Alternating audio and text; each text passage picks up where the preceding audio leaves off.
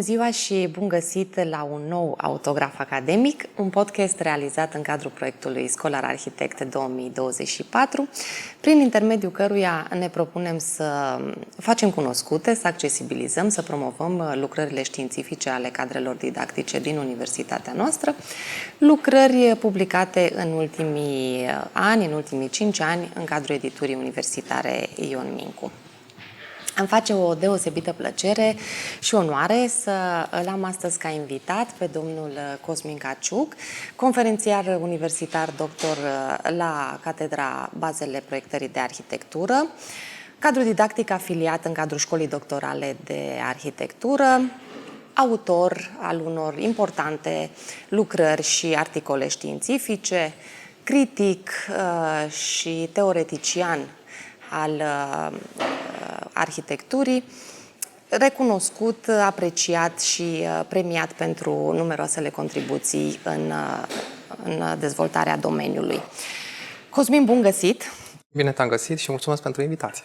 Și eu îți mulțumesc pentru că ai reușit să găsești astăzi, cum să spun, o mică fereastră așa în programul tău, care știu că este extrem de încărcat și am înțeles și de ce. Pentru că faci foarte multe lucruri, pentru că predai, pentru că scrii, pentru că traduci, faci proiectare de arhitectură, pentru că faci amenajare de interior, moderezi evenimente științifice, pentru că participi în proiecte de cercetare, așa cum este și Scholar Architect 2024, nu te plictisești. Nu, activitatea intensă, mai ales toamna. Mai ales toamna. Cosmin, te invit astăzi la un scurt dialog, așa cum spuneam, pe marginea ultimei tale cărți, este ultima, da, publicată. Cea mai recentă, da. Cea mai recentă, da. Apărută în cadrul editurii universitare Ion Mincu și vorbim despre volumul Topohermeneutica și arhitectură, Malpass, Norberg, Schulz și Oret, și o să vedem de ce ai ales aceste informații la titlu, aceste nume. Un volum care, spui tu, explorează granița dintre arhitectură și filozofie, două domenii pe care am văzut că ai ales destul de des așa să le pui într-un dialog interdisciplinar. Și nu te-aș întreba despre graniță, ci te-aș întreba mai degrabă despre punctele de intersecție ale celor două domenii. Adică, poate fi arhitectura mai bine înțeleasă sau prin apel la filozofie, sau pot fi explicate mai bine anumite concepte arhitecturale prin intermediul anumitor teorii filozofice? E o întrebare dificilă, dar întrucâtva răspunsul survine firesc, pentru că, de fapt, cheia interpretării stă în teoria de arhitectură. Eu, când am fost student, am avut contact la bibliotecă cu nenumărate cărți de teorie arhitecturii și mi s-a recomandat să le citesc ca să-mi întărească activitatea la atelier. Și unul dintre primele nume cu care m-am întâlnit a fost Christian Norberg Schulz, încă din primii ani de studiu. Am avut un interes deosebit pentru el și la sfârșitul anilor de studiu și în anii care au urmat, așa încât cumva rădăcina cărții astea este undeva foarte îndepărtată în timp. N-a fost acest personaj, Norbert Schulz, teoretician, arhitect, deja cu o recunoaștere internațională, era cunoscut și altor generații de arhitecți. În anii 80, în mod special, în anii 90 a contat foarte mult pentru mine, dar apoi interesul cumva s-a stins față de el, au apărut și alte nume și probabil s-au diversificat subiectele de interes. Am încercat să recuperez.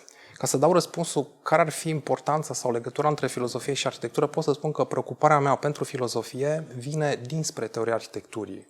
N-am avut o preocupare pentru filozofie de la bun început și am încercat după aia să găsesc N-ai pornit niște de la ramuri. Heidegger, de exemplu? Nu, citindu-l pe Norberg Schulz, de pildă, mi-am dat seama de importanța unor lecturi filozofice, în special Martin Heidegger.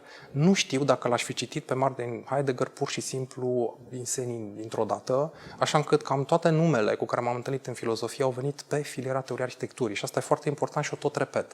Asta pentru că teoria arhitecturii m-a convins să citesc filozofia și să lămuresc niște lucruri, era absolut necesar. Una dintre elementele esențiale, de fapt, ale teoriei de arhitecturii este modul în care poți să întreții o conversație despre arhitectură. La atelier, când vorbești cu studenții, ești permanent angajat în conversații într-un orizont al dialogului și în momentul în care vrei să-ți lămurești cum poate să decurgă un dialog, ajungi la filozofie, pentru că folosești concepte, pentru că trebuie să înțelegi un discurs, există o coerență în acest discurs. Și teoria arhitecturii întotdeauna, cea bună, teoria solidă, se bizuie pe concepte filozofice. Și așa, încet, încet, mi-am făcut, de fapt, sau mi-am construit preocuparea pentru doctorat în suprateoretizarea arhitecturii și în următoarea carte legată de subiectul transdisciplinarității, care continuă, de fapt, subiectul de la doctorat. Topohermeneutica vine mai târziu. Nu am folosit în cartea asta noțiunea, de exemplu, de transdisciplinaritate și nici de suprateoretizare. În schimb, am accentuat mai mult noțiunea de interpretare sau de hermeneutică. Cred în continuare într-o vocație transdisciplinară a hermeneuticii în sine. În felul ăsta cred că este posibilă o transdisciplinaritate fenomenologică, de pildă în arhitectură. Am revenit cumva la subiectul ăsta după ce am încheiat cartea. Încerc cumva să leg cumva cele 3 cărți din perspectiva momentului și n-am cum să renunț la filozofie. Din când în când trebuie să citesc niște texte care sunt foarte dificile. Deja ai spus, vorbim despre un metalimbaj deja. Ai enunțat deja o serie de termeni pe care, pentru că podcastul nostru și, în general, lucrurile pe care le facem se adresează în principal studenților, simt puțin nevoia să clarificăm chiar anumiți termeni, dacă vrei, și uite, aș începe chiar cu titlul. Vorbim despre topohermeneutică, avem un cuvânt compus, avem topos și hermeneutică, avem loc și interpretare și avem loc, interpretare și arhitectură. M-aș duce cu gândul așa la întrebarea dacă tema acestei cărți este de fapt relația dintre loc, pentru că avem topos, și arhitectură, sau condiția locului în arhitectură. Hai să lămurim puțin titlul. De ce ai ales acest titlu de topohermeneutică? Ca să preiau o idee antică, locul este înaintea tuturor. Pornim întotdeauna de la un loc, de la o situație, orice am face. Și cred că asta este condiția de bază de la care pornește cartea. Topohermeneutica este o interpretare dedicată locului. Aș putea spune că în ultimii 15 ani s-au dezvoltat puternic studiile locului, o etichetă nouă pentru moduri de abordare foarte hibride care profită și de filozofie, și de antropologie, de geografie umanistă, de sociologie, psihologie. Sunt mai multe discipline care participă. Lucrul ăsta mi-a atras foarte mult atenția și așa încât aș putea spune că topohermeneutica ascunde de fapt o preocupare mai largă asupra studiilor locului. Și aici filozofia nu mai este prima dintre toate, este o disciplină între alte discipline care participă într-un orizont transdisciplinar. Dar interpretarea dedicată locului ne privește pe noi arhitecții foarte mult, pentru că orice proiect caută amprentele locului și încearcă să vadă nu doar arhitectura ca o artă a locului, în sensul descris de Norbert Schulz, dar și arhitectura ca o artă a vieții. Și, de fapt, Norbert Schulz ne-a lăsat ca moștenire teoretică acești 2 termeni importanți, sau două concepte importante. Arhitectura ca arta locului și arhitectura ca viața locului, prinse în același orizont. Ăsta e un mesaj important al topohermeneuticii. Și nu e doar Norbert Schulz, aici sunt mai mulți teoreticieni contemporani preocupați de subiectul ăsta. Ai vorbit despre hermeneutică, despre interpretarea locului și nu despre analiza locului, așa cum suntem obișnuiți. Da. Pentru că analiza poartă cu ea o conotație rațională sau raționalistă și tinde să introducă sau să creeze niște categorii care uneori sunt impuse locului. Ori ideea interpretării este să stragă din loc toate mijloacele și instrumentele de interpretare. Ăsta ar putea să surprindă întrucâtva sau cel puțin dintr-un orizont teoretic să pară foarte vagi. Dar dacă parcurgem, de exemplu, Norbert Schulz, teoriile, cărțile lui, vedem cum ar fi posibil acest lucru. Și reluarea acestei lecturi cu ochii de acum, sunt cărți scrise în anii 70 sau 80, dar recitite acum, pot să dea un impuls extraordinar activității de la planșetă, de exemplu, în cadrul studiului universitar al arhitecturii. Dar, în plus, am adăugat în cartea asta încă 2 nume, pentru că, de fapt, este o critică adresată lui Norbert Schulz. Și, într-un mod ironic, această critică vizează chiar modul în care el a interpretat gândirea heideggeriană. Cei care îl critică spun că n-au interpretat-o cu atâta acuratețe și unii termeni nu se duc în direcția care ar fi fost de așteptat din punctul de vedere al lui Heidegger sau din punct de vedere filozofic. Iar argumentul meu, pentru că aici vin în apărarea lui Norbert Schulz, nu aș căuta această fidelitate a interpretării, acuratețe filozofică, aș căuta modul hibrid în care Norbert Schulz a amestecat a întrețesut mai multe fire de gândire care sunt utile arhitecturii la planșetă în practica lui. Și asta este meritul lui, pentru că altfel lucrurile ar rămâne ori foarte vagi, ori foarte abstracte pentru cineva care practică arhitectura.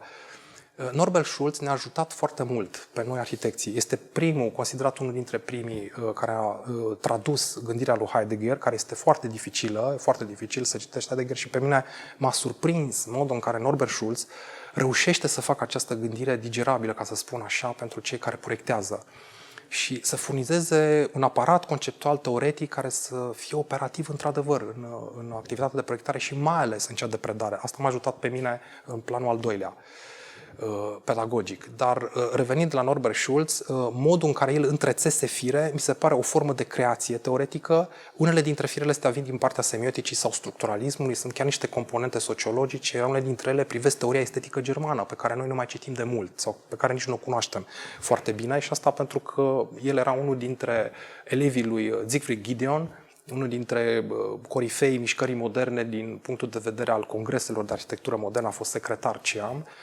Dar în contextul acesta germanic, în contextul mișcării moderne, Norbert Schulz este și un martor al evoluției fenomenului arhitectural modern și a ceea ce s-a petrecut după 1965.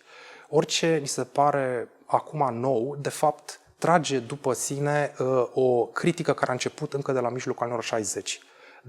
Orice am vorbit astăzi în secolul 21 despre teorii de arhitectură are această memorie a criticii de după 1965-70. E clar că către Norbert Schulz este principala personajul principal. Este personajul principal și aș rămâne la partea de formă și pentru că l-ai așezat la mijloc, spune-mi, te rog, despre aceste 3 nume pe care ai ales să le pui ca informație la titlu: Malpass, Schulz și Oret. Care este modul de abordare? Înainte de toate este Norbert Schulz, dar Jeff Malpass, filozof australian, recent este născut în 1958 și are contact cu studenții și cu viața arhitecților în mod implicit. Îl cunoaște pe Andrew Benjamin, care de asemenea predă teoria arhitecturii în zona australiană. Jeff Malpass predă la Universitatea din Tasmania, călătorește foarte des în lume, îl cunoaște pe Alberto Pérez Gómez, pe Iohanni Palasma, deci este un cerc de gândire arhitectural orientat în direcția fenomenologică foarte bine consolidat.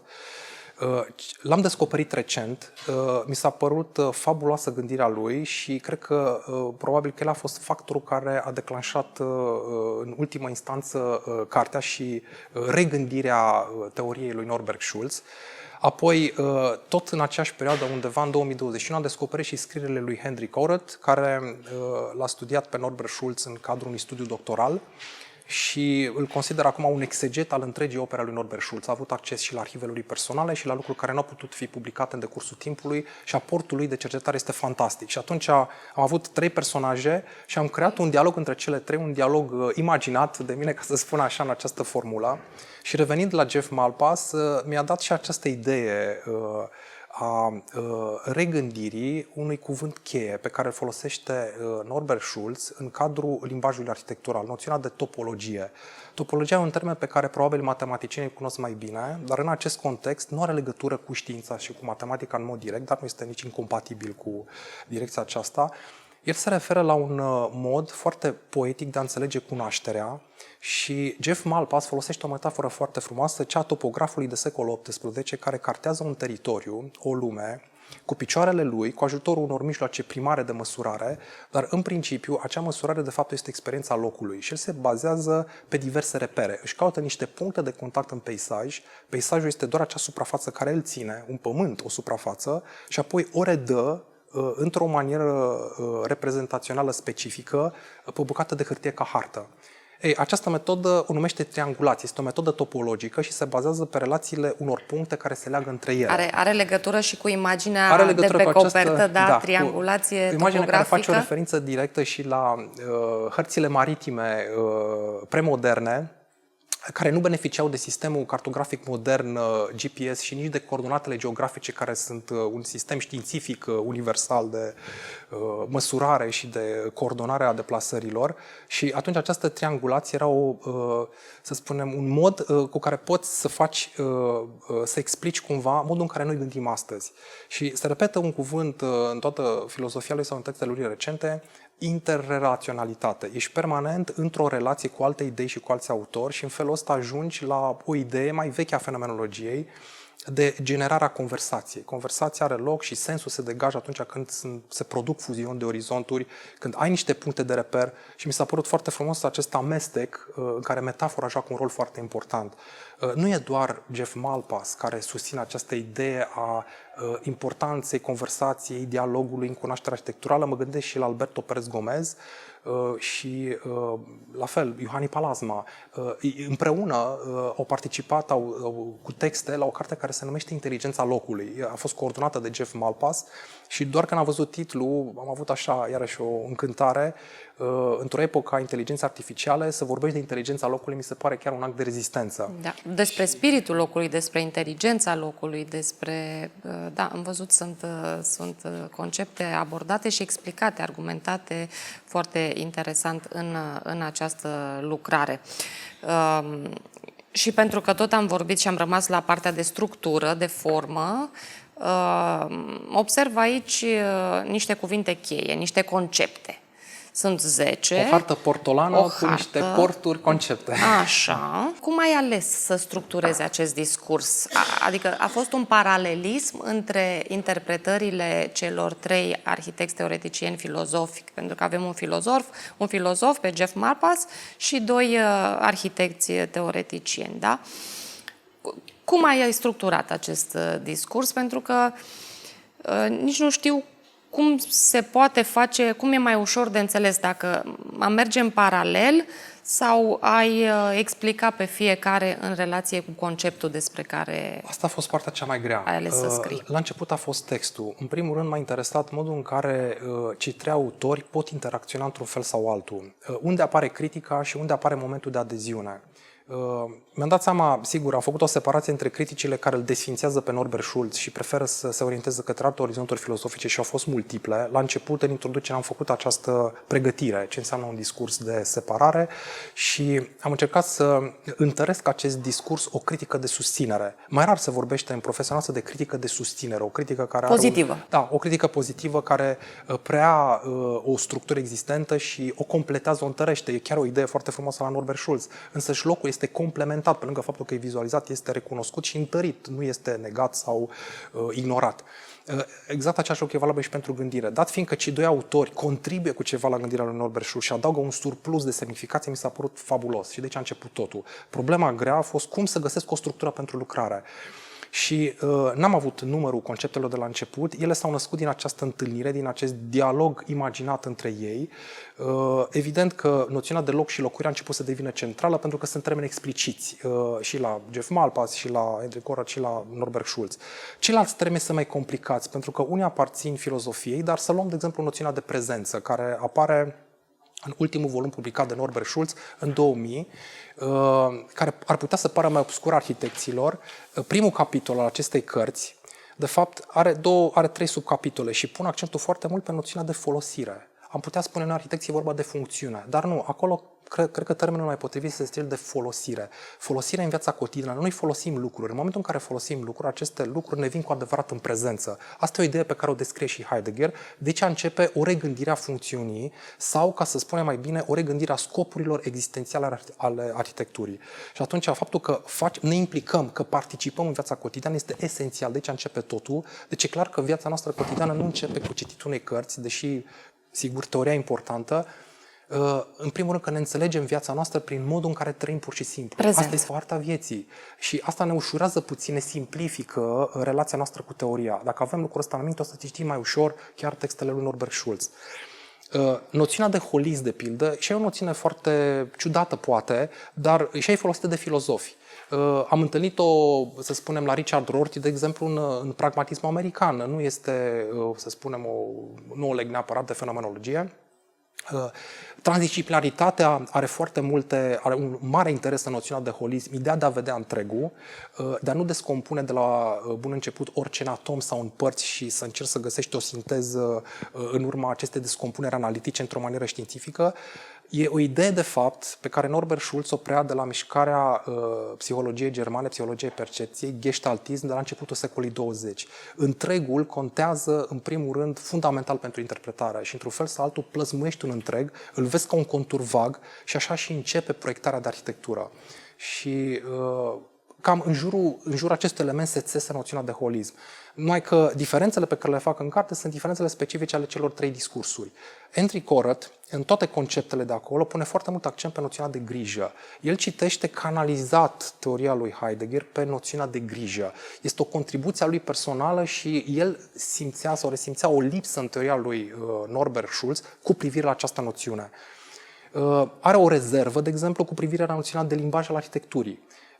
Nu e ceva la care să renunți imediat, dar rezerva lui este îndreptățită. El argumentează că în însăși gândirea heideggeriană există o reținere față de categorii în general, față de impunerea oricărei structuri unei situații. Și asta face un pic complicate lucrurile, dar dacă parcurgem cu răbdare discursul lor, o clarificare se produce. Nu ar trebui să căutăm în teoria arhitecturii de la bun început o rețetă de proiectare, ci mai degrabă să dăm niște răspunsuri cu privire la scopurile existențiale fundamentale pentru care arhitectura furnizează proiecte sau modele de intervenție. Uite, pentru că tot ai pomenit despre rețetă. Ingredientele le știm, sunt conceptele. Rețeta acestei cărți, am înțeles că ai plecat nu de la toate conceptele, ci de la unul sau două concepte și apoi s-au legat. Discutate în paralel, am pus în paralel căutate cei trei puncte autori. comune, da? Ai căutat o aprobare sau un dezacord între... Am făcut un mare efort de a găsi un fir comun. Chiar dacă uneori lucrurile par divergente, în final nu sunt atât de divergente cât ar putea să pară la prima vedere.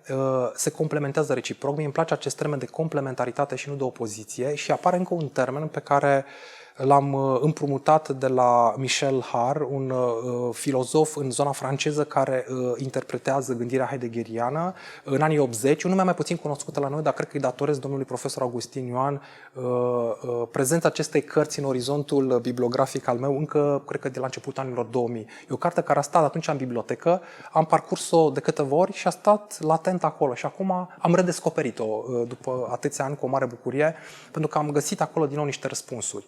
Și în acea carte se punea foarte mult accent pe o tensiune, de exemplu, între noțiunea de lume și noțiunea de pământ. Pământul este ceea ce ține, ceea ce ancorează viața noastră, iar lumea este un orizont al posibilităților. Și este foarte lichidă, foarte risipită, să spunem. Potențialul este mult mai mare. Între această risipire și ancorare grea se creează o tensiune. Nu trebuie să ne fie frică de acest cuvânt tensiune. În orice operă de artă sau de arhitectură bună există întotdeauna o tensiune între lume și pământ. Chiar Martin Heidegger a avut această preocupare pentru noțiunea de tetradă, care este un model de plenitudine cu 4 pătrimi care se reflectă una pe cealaltă. La început era pământ, lume, oameni și divinitate. Oameni, relațiile sociale, divinitatea, relațiile noastre spirituale, pământul ca tot ce ne ancorează în lumea vieții, cu mai multe semnificații. Chiar Michel Haar găsește chiar 5 semnificații, începând de la materie și terminând cu ceea ce este ascuns, încă latent. Dar noțiunea de lume este reinterpretată într-o schemă complementară ca cer. Și această tetradă, pătrime, cer, pământ, oameni, divinitate, constituie chiar baza cărții Genius Loci al lui Norbert Schulz. Și a fost într-adevăr o revelație pentru comunitatea profesională să aibă un model preocupat de totalitatea în arhitectură. Încă de la început, Norbert Schulz a încercat să furnizeze acest model de întregire. La prima carte, Intentions in Architecture, avea 3 elemente. Forma de arhitectură, construcția acestei forme și funcțiunea care poate să se relaționeze cu o formă. La început n-a introdus noțiunea locului și nu i s-a părut important nici noțiunea de mediu. El credea că noțiunea de mediu se subordonează acestor trei mențiuni în momentul în care a preocupat mai degrabă de psihologie și de sociologie, structuralism. Dar odată cu Existence Space and Architecture, introduce noțiunea de spațiu existențial, începe să citească textele lui Heidegger direct în germană și mai ales cu Genius Loci, noțiunea de loc constituie cel de-al patrulea colț al acestui pătrat. A fost și criticat pentru asta. Otero Pailios a scris un text lung pe tema excesului de gândire vizuală la Norbert Schulz și chiar spunea că acest pătrat compus din formă loc, apare și locul, funcțiunea și construirea, e de fapt pătratul lui Rudolf Arnheim, pe care Norbert Schulz l-a cunoscut în America în timpul unui schimb de cercetare și cumva este un model destul de rigid, sigur, pe care l-a criticat, dar pe care eu îl consider încă foarte pertinent și util. Asta am încercat să construiesc o critică de susținere, de fapt, a modelelor și că vizualitatea nu este singurul aspect la Norbert Schulz și n-a fost niciodată indiferent la aspectele percepției cu toate simțurile. Probabil că dacă ar mai fi trăit încă 10-20 de ani, i-ar fi făcut o reală concurență lui Juhani Pallasmaa, care scria și completa lucrurile pe care nu le-a scris Norbert Schulz. Care merge foarte mult și către psihologie. Da, psihologia percepției. El a rămas, Norbert Schulz, până la sfârșit un gestaltist, dacă putem spune așa, și este o fenomenologie gestaltistă în cele din urmă. Asta este teoria lui, pe care o poți accepta sau o poți respinge, dar cred că ea este utilă și se poate întrețese cu alte idei teoretice foarte bine. Nu mi se pare incompatibilă, dar în orice caz, pentru mine a fost foarte utilă și din punct de vedere didactic. Și pentru că tot ai vorbit despre didactic, într-un proiect de arhitectură, în proiectare de arhitectură, vorbim la atelier despre decodificarea contextului. Și dacă vorbim despre decodificarea contextului, vorbim despre loc. Și despre loc. De la loc pornim întotdeauna, în toate proiectele, chiar dacă locul este imaginar și poate nu-l vedem. În primul rând că am trăit în tot felul de situații și lucrurile astea ne-au modelat deja gândurile. Asta este o primă idee, dar de cele mai multe ori acest loc este văzut și parcurs. Problema noastră, la nivelul ăsta didactic, este pericolul, de fapt, sau poate riscul să reducem complexitatea locului la niște scheme predefinite care ne sunt foarte convenabile și pe care le tot repetăm. Partea cea mai grea este ca de fiecare dată să punem locul înainte și să descoperim noi lucruri care vin din situația respectivă. Pentru asta nu avem niciun fel de rețetă. Mai mulți teoreticieni și filozofi accentuează lucrul ăsta. Cât de departe să mergem? Să descoperim inteligența locului, să descoperim spiritul locului, să descoperim, nu știu, partea asta concretă. Spiritul locului este ceva întregitor pe care resimți. Cât de mult poți să intri în acest detaliu al descrierilor, ține de fiecare în parte. În principiu, tot începe cu o conversație. Asta pare paradoxal, pentru că însăși desenul poate să devină o formă de conversație. Faptul că ții un creion în mână și pentru prima oară te confrunți cu o foaie de hârtie și poate refuzi să vezi dreptunghiul alb al foii de hârtie și încerci doar să redai acel gând pe care l-ai despre loc, este un moment foarte dificil. Chiar marii maestri arhitecturii spuneau acest lucru. Alvaro Siza, un mare desenator. Ce stranie senzație este să te afli într-o foaie de hârtie care este o tabula rasa. Niciodată nu te afli într-o tabula rasa când ești într-o situație. Vezi lucruri, te confrunți cu obiecte, cu relații între oameni, cu idei. Și totul este foarte stratificat. La început, neavând experiența teoretică sau neavând posibilitatea de a lega cu ușurință aceste idei, pare foarte dificil totul să faci traducerea între gând, experiență și desen. Pentru că noi lucrăm foarte mult cu desenul. Deși punem accent pe dialog, vine acel moment în care desenul trebuie să vorbească, în ghilimele, să transmită ceva. Jeff Malpass a accentuat acest lucru. Lui, sigur că datorează multe dintre ideile pe tema asta desenului și lui Juhani Pallasmaa și lui Alberto Pérez Gómez, care au spus, chiar au fost mai intensi în comentariu asupra desenului. Dar acel desen are o componentă narrativă. Poți să povestești o situație și poți să faci traducerea de la gând la desen. Mâna preia această mișcare și se produce un fenomen de mediere între realitate și interioritatea noastră. Acolo se descarcă analiza locului și probabil că acest cuvânt se stinge și apare noțiunea de interpretare mai puternică. A interpreta înseamnă a filtra. A filtra înseamnă a selecta. Vezi, anumite lucruri te preocupă, altele rămân ascunse și altele ies în prezență cu mai multă putere. Și în momentul în care poți să le valorizezi și să le arhizezi, lucrurile încep să se discearnă. Și așa începe proiectul, ca o imagine vagă. De multe ori chiar se spune că dacă faci analiza și începi să înșiri în categorii analitice, ar putea să rezulte proiectul în mod natural ca o sumă a lor. Nu se produce lucrul ăsta. Un mod foarte interesant îl poate scoate în evidență Alvaro Siza. El spunea că în tinerețea lui palparea locului, simțirea locului, intuirea locului se producea dintr-o dată. Simțea că ceva poate fi făcut într-un loc și nu putea să explice foarte bine de ce. Ei, asta este unul dintre exemplele în care acest întreg este intuit și abia ulterior poți să-l desfaci în niște bucăți pe care le verifici, dar după aia se studiază din nou în întreg. E foarte greu să simți, să faci lucrul ăsta la atelier. Modul ăsta, pas cu pas, pare să fie mai facil, dar nu garantează cu adevărat succesul înțelegerii, interpretării amprentelor locului, urmele locului în sensul cel mai larg. Asta e partea grea. Hai să revenim puțin la lucrare, la volum și spuneam că este o carte care aduce enorm de multe informații care nu sunt redundante. E o carte care ne plimbă prin tot felul de teritorii, așa cum spuneai mai devreme, de la lingvistică, arhitectură, urbanism, filozofie, sociologie, geografie și am fost tentată să cred, de fapt, că această lucrare se adresează unui public destul de cultivat, așa cu o gândire critică, cu un fin raționament filozofic, cu o înțelegere superioară oarecum a limbajului și a proprietății termenilor. Și atunci provocarea întâlnirii de astăzi era de fapt aceea de a încerca să punem în termeni ceva mai accesibili. Sigur, tu ai argumentat și ai exemplificat și totul este foarte clar, dar strict referindu-ne la activitatea didactică și la studenții care poate nu au apucat încă să aibă așa un bagaj filozofic sau de limbaj, aș vrea, uite, poate nu fiecare concept, dar așa, parțial, să le explicăm într-o formă un pic mai accesibilă, într-o frază de sinteză, dacă vrei, sau o concluzie.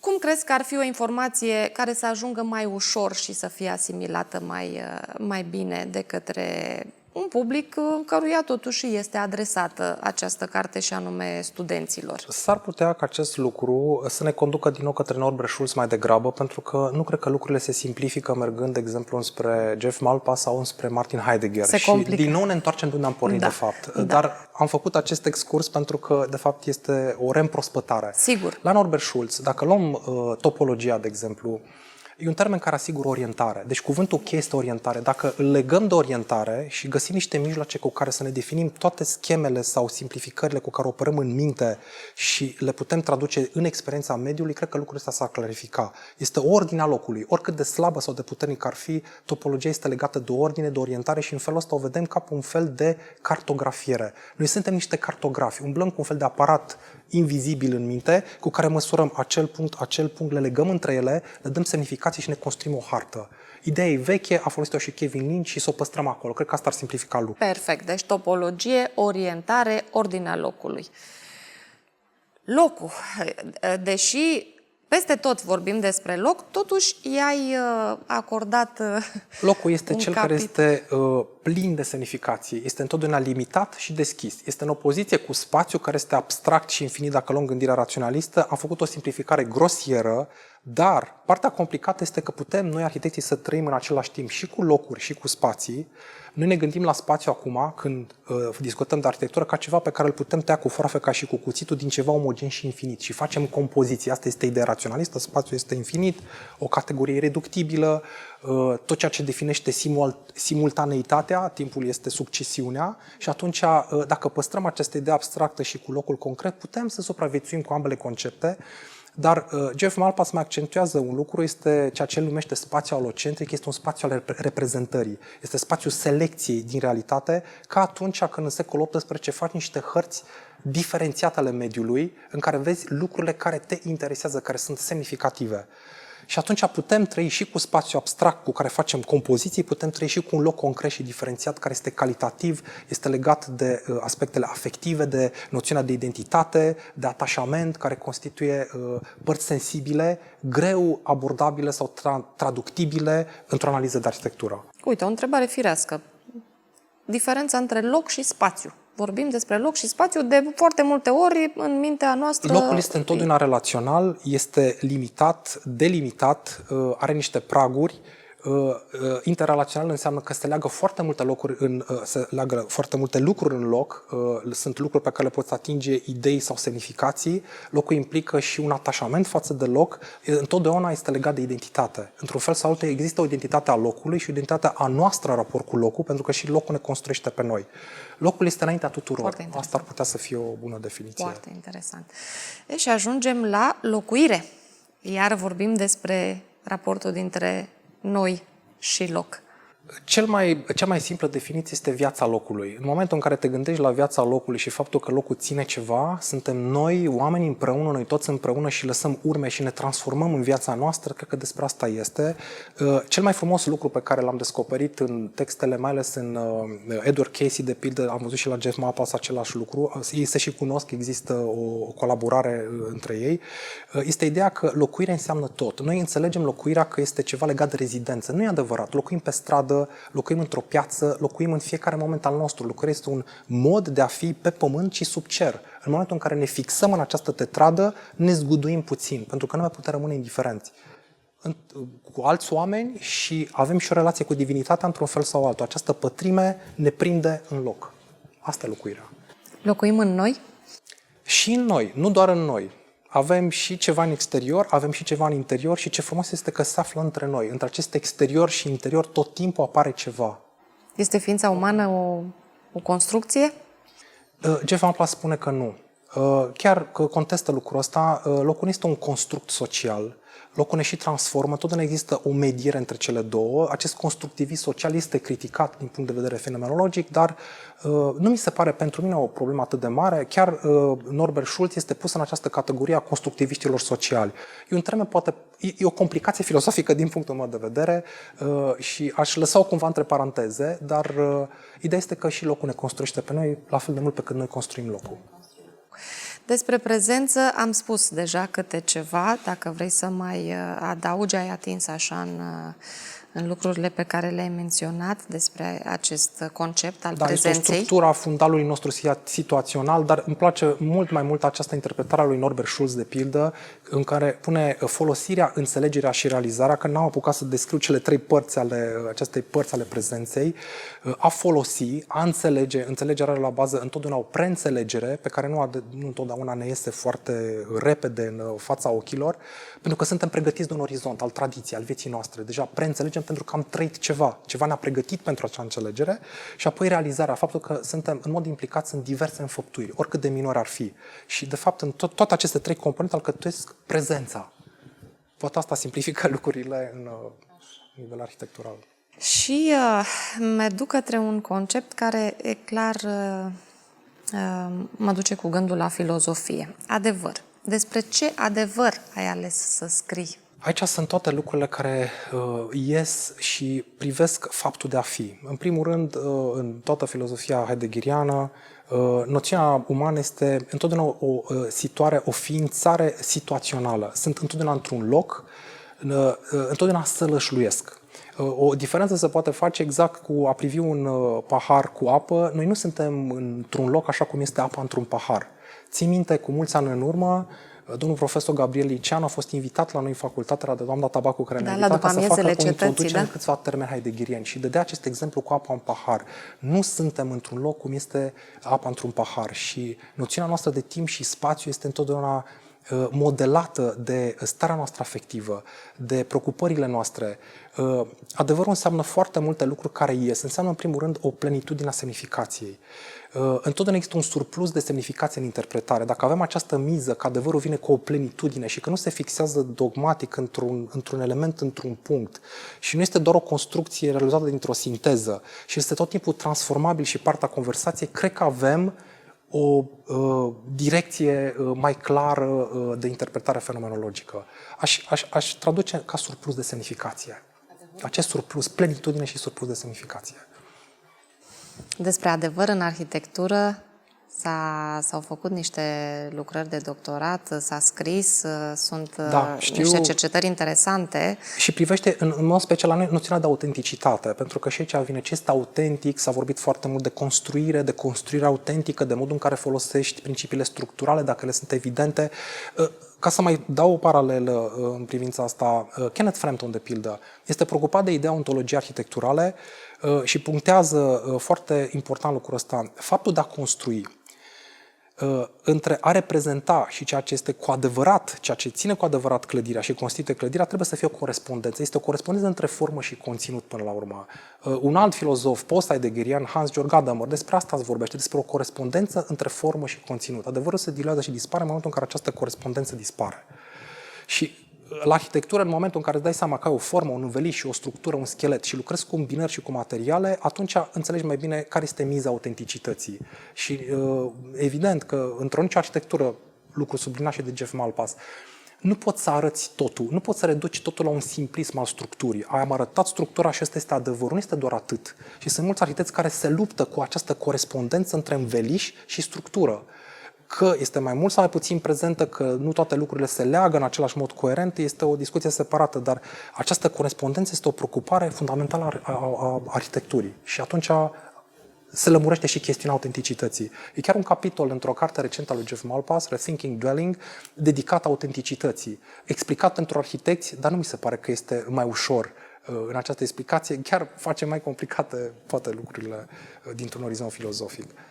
Da, uite, există în literatură, pornind de la Titu Maiorescu, o teorie a formelor fără fond.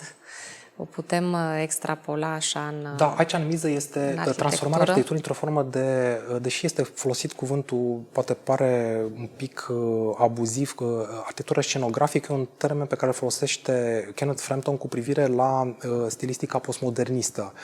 Este o acuzație a lipsei de autenticitate. Poate să traducem mai bine ca lipsă de onestitate. Poți să generezi pe fațade imagini într-un mod aleator, dar aceste lucruri sunt o creație distinctă de ceea ce ține cu structura de fapt și asta este o desfacere, o împărțire nefirească între formă și conținut, între ceea ce transmiți, ceea ce comunică clădirea și ceea ce este de fapt. Și poate că arhitecții au înțeles mai bine acest aspect. Dar, da, onestitatea perfectă nu poate să existe în arhitectură, dar trebuie să ai în discursul de arhitectură o relație între structură și ceea ce arhitectura arată prin fațade. Despre lucru și memorie. Memoria locului, memoria... Memoria e un termen care... colectivă. Da, e un termen care a apărut foarte mult în centrul atenției profesionale, în special după 1965. Și aici Aldo Rossi a avut un rol capital. Pentru că ceea ce s-a raproșat mișcării moderne este că a șters foarte mult din această componentă a memoriei în mai multe forme, și în formele fizice și la nivelul semnificațiilor.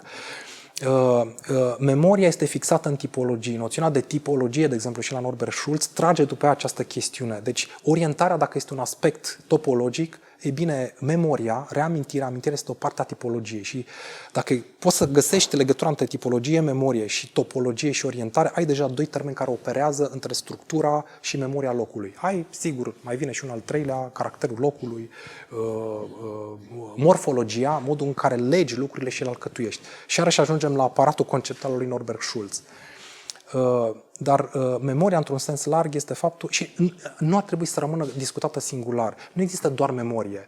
Privește înapoi, mergând înainte. Întotdeauna există aspirații de viitor și privire înapoi. Deci, în timp, toate lucrurile se leagă. Nu e doar o memorie, doar amintire, doar pastișă istorică, reamintirea unei tipologii, repetarea unei tipologii, este și o transformare. Norbert Schulz folosește insistent cuvântul continuitate și transformare, continuitate și schimbare. E adevărat că aceste două cuvinte le datorează lui Sigrid Gideon și la fel de adevărat că Henry Corot le critică și spune că este un rezidu metafizic în gândirea lui Norbert Schulz, dar ele sunt foarte ușor de înțeles de arhitecți. Așa cum noi vorbim de tradiție și de modernitate, da, această continuitate și transformare sau continuitate adaptivă, în termenii geografului Edward Relf, cred că ne ajută mult mai mult pe noi arhitecții să înțelegem cum lucrurile se transformă și au în același timp o componentă care se păstrează, care se schimbă foarte greu, mai ales în substanța construită, în zidurile edificate. Și câteva cuvinte despre umanism. Umanismul ca situare topologică a vieții umane. M-a surprins și pe mine acest termen, nu l-aveam pregătit dinainte să-l impun textului, l-am redescoperit citind observațiile și interpretările lui Jeff Malpass. El insistă asupra acestui termen și îl redescoperă în activitatea și în gândirea lui Alvar Aalto. Și asta pe mine m-a surprins. A avut o apreciere pentru Alvar Aalto, pentru umanismul lui, aproape că îmi venea să traduc acest cuvânt umanist ca pe o îmblânzire a modernismului, pe o formă de modernism regional care este mult mai adecvat locului și vieții umane. Acest umanism, de fapt, este o slăbire a ideilor moderne care ies din cercul, din cutia ideologică și pot să recunoască locul, chiar în miezul mișcării moderne. Și Alvar Aalto este un campion. Asta este mesajul. Un umanism înseamnă o îmblânzire a unor principii foarte tari care la început sunt promițătoare și par dogmatice, dar odată cu înțelegerea locului se îmblânzesc, dar se îmblânzesc pentru viața umană, pentru a o face mai bună. În sensul ăsta, cred că am interpretat termenul la Malpass. Cosmin, cred că ai răspuns cu succes provocării și cu siguranță ai lămurit într-un mod foarte sintetic și util cam toate conceptele despre care ai ales să vorbești în lucrarea topohermeneutică și arhitectură. Te-aș mai întreba așa, uite, te-aș mai cere un motiv pentru care ai recomanda această carte în bibliografia studenților. Nu e un exercițiu de modestie, e așa o formă de sinceritate și autoevaluare. De ce ar trebui să aibă un student această lucrare în bibliotecă? De ce ar trebui să o citească și să încerce să înțeleagă lucrurile pe care le-ai... M-aș gândi la faptul că orice subiect de cercetare poate să pornească de la o situație și atâta vreme cât în mod implicit ar avea legătură cu o situație sau un loc, chiar și doar în modul limitat al studiilor de caz, tipul ăsta de carte ar putea să pregătească și să aducă o contribuție prin interpretare la abordarea subiectului de cercetare. Pentru că orice studiem sau lucrurile cu care ne întâlnim sunt de fapt în locuri și constituie locuri. Și poate că lucrul ăsta ar putea să fie de folos. Mai fac o referință, cursul Inteligența locului, pe care îl țin la școala doctorală, un curs opțional, are de fapt aceeași preocupare. Adesea pun întrebări studenților care asupra subiectelor de cercetare pentru a putea identifica în ce măsură pot să vin eu în întâmpinarea lor, ca să înțeleg cum se poate crea această legătură. Încă nu pot carta cu adevărat până la capăt și pe măsura timpului sau pe măsura desfășurării cursurilor voi înțelege și eu mai bine cum pot să adaptez aceste idei și în felul ăsta întrebarea de fapt încă mai așteaptă un răspuns. O să văd în continuare dacă modurile pe care mi le-am imaginat chiar vin în întâmpinarea acestor așteptări. Pentru că, până la urmă, locul va avea dreptate sau o situație va da dreptate unei metodologii sau unui mod de abordare. Cred că asta e elementul cel mai important. Mai sunt studenții și doctoranții preocupați de latura asta a teoriei de arhitectură?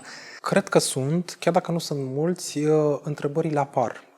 Faptul că încă mi se pun întrebări și chiar dacă eu vorbesc în general mult la cursuri, lăsăm o rezervă de timp la sfârșit pentru întrebări și mă bucur că există întrebări. Asta este un semn bun.